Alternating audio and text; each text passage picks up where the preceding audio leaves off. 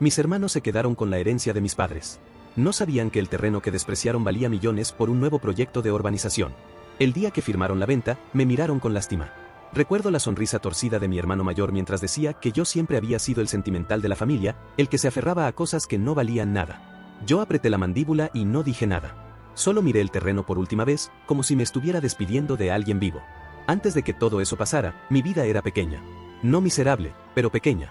Trabajaba como auxiliar administrativo en una empresa de transporte, sentado frente a una computadora vieja que hacía más ruido que yo. Vivía en un departamento alquilado, con paredes delgadas y vecinos que discutían todas las noches. Mi rutina era tan predecible que podía medir el tiempo por el sonido del camión de la basura. Siempre fui el hijo callado, el que ayudaba a mi papá a limpiar el terreno los domingos mientras mis hermanos se quejaban del calor. Ese terreno estaba a las afueras de la ciudad, lleno de maleza y piedras. Nada especial a simple vista. Pero para mí era donde aprendí a manejar, donde mi mamá hacía carne asada en un anafre improvisado, donde mi papá decía que algún día construiríamos algo grande. Nunca especificó qué. Cuando mis padres murieron, el vacío no fue solo emocional. Fue práctico. De repente había papeles, deudas, decisiones. Mis hermanos tomaron el control casi sin consultarme. Decían que yo no entendía de números, que era mejor que ellos manejaran la herencia. Yo estaba demasiado ocupado procesando la ausencia como para pelear. La casa se vendió rápido. Los muebles también. Y quedó el terreno. Mis hermanos lo veían como un estorbo. Decían que nadie quería comprar algo tan lejos de la ciudad, que era pura tierra inútil. Yo sugerí conservarlo. No por estrategia, sino por apego. Era lo único que sentía verdaderamente nuestro. Mi hermano menor soltó una risa seca y dijo que el apego no pagaba facturas. El mayor habló de dividirlo y venderlo barato antes de que siguiera acumulando impuestos. Yo sentí esa mezcla de rabia y vergüenza que te quema por dentro. Sabía que no tenía dinero para comprarle su parte. Mi cuenta bancaria apenas cubría mis gastos mensuales. Intenté proponer que lo pusiéramos en renta para algún cultivo o algo temporal. Me miraron como si estuviera inventando fantasías.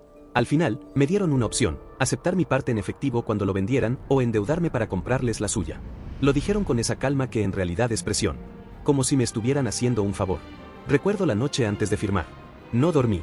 Pensaba en mi papá caminando por ese terreno con las manos detrás de la espalda, imaginando cosas que nunca se atrevió a decir en voz alta. Pensaba en mi mamá recogiendo flores silvestres como si fueran rosas caras. Y pensaba en mí, sentado en mi departamento alquilado, preguntándome si estaba siendo un tonto por aferrarme a tierra seca. Firmé. Me depositaron mi parte.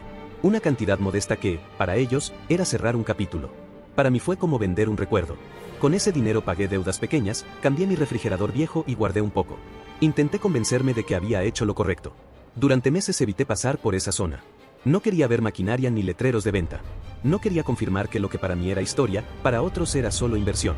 El punto de quiebre llegó un año después, una mañana cualquiera, mientras desayunaba antes del trabajo.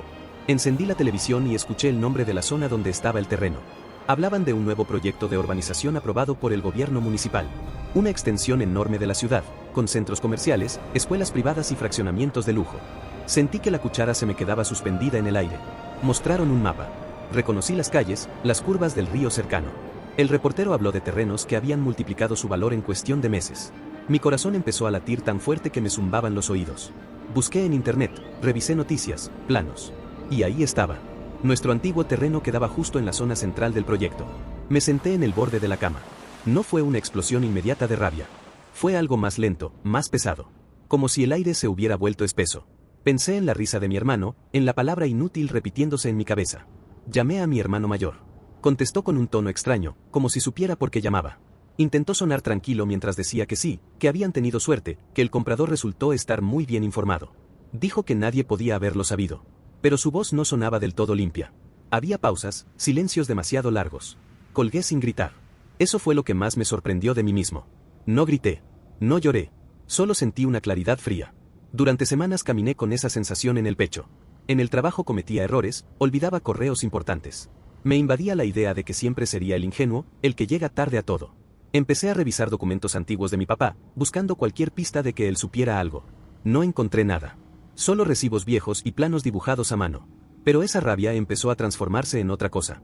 Si la ciudad iba a expandirse hacia allá, no sería el único proyecto. Empecé a investigar por mi cuenta. No desde el resentimiento, sino desde la curiosidad. Leía sobre desarrollo urbano, sobre compra estratégica de terrenos en zonas periféricas. Descubrí que aún había parcelas cercanas que seguían siendo baratas porque el proyecto apenas comenzaba. Vendí mi carro. Usé mis ahorros.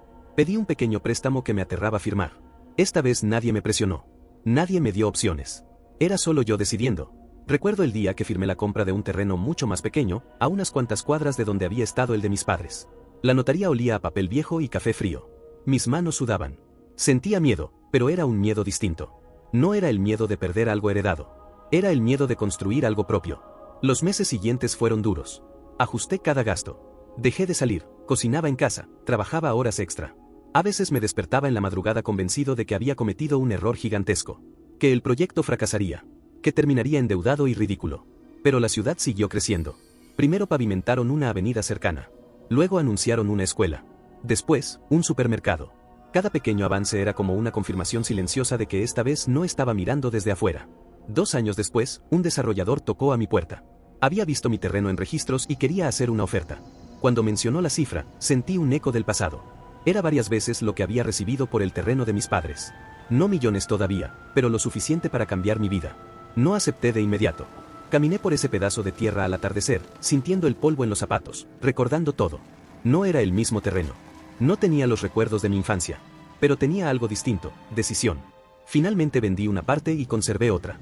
Con ese dinero dejé mi empleo y abrí una pequeña empresa de asesoría para personas que, como yo antes, no entendían nada de inversiones ni de planes urbanos. No me volví un magnate de la noche a la mañana. Hubo tropiezos, contratos fallidos, clientes difíciles. Pero cada paso era mío. El verdadero giro no fue el dinero. Fue el día que mi hermano mayor me llamó para preguntarme si podía orientarlo sobre una inversión. Su tono ya no tenía condescendencia. Sonaba inseguro. Me contó que el dinero de la venta grande se había ido en negocios que no resultaron como esperaba. Nos vimos en una cafetería. Me habló de oportunidades y riesgos, esta vez escuchando. Yo lo miraba y no sentía la rabia de antes. Tampoco sentía superioridad. Solo una extraña calma. Le expliqué lo que sabía. Sin reproches. Sin recordarle su risa. A veces paso por la zona donde estaba el terreno de mis padres. Ahora hay calles limpias, casas modernas, niños en bicicleta. Nadie imaginaría que ahí hubo maleza y un anafre improvisado. Ya no me duele.